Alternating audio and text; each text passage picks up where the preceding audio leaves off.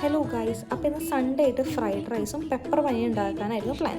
പക്ഷെ അമ്മ 2 കൂട്ടം വാങ്ങിക്കാൻ പറയാൻ വിട്ടുപോയി. അപ്പോൾ ഞാൻ പിന്നെയും മേടിക്കാൻ പോകുന്നതാണ് ഈ കാണുന്നത്. അപ്പോൾ നമുക്ക് പോയിട്ട് ടൊമാറ്റോ പോയി മേടിച്ചിട്ട് വരാം.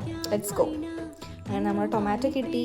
പക്ഷെ മീൻ ടൈം ഞാൻ വീട്ടിലെത്തിയപ്പോഴേക്കും അമ്മയുടെ ഫ്രൈഡ് റൈസ് റെഡി ആയിട്ടുണ്ടായിരുന്നു. സോ ഞാൻ ഹാപ്പി ആയിരുന്നു.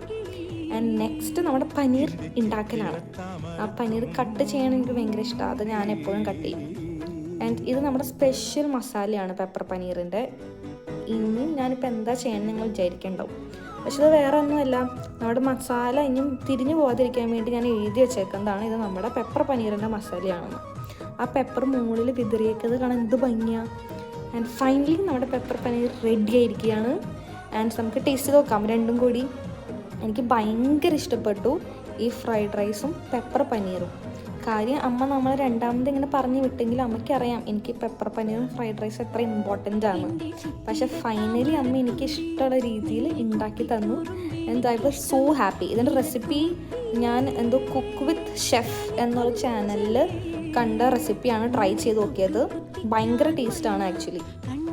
എനിക്കിത് രണ്ടിൻ്റെ കോമ്പിനേഷൻ ഭയങ്കര ഇഷ്ടം. അപ്പോൾ എല്ലാവരും ട്രൈ ചെയ്ത് നോക്കാം. ആൻഡ് നിങ്ങൾക്ക് എൻ്റെ വീഡിയോ ഇഷ്ടപ്പെട്ടെങ്കിൽ ലൈക്ക്, ഷെയർ, സബ്സ്ക്രൈബ്. അപ്പോൾ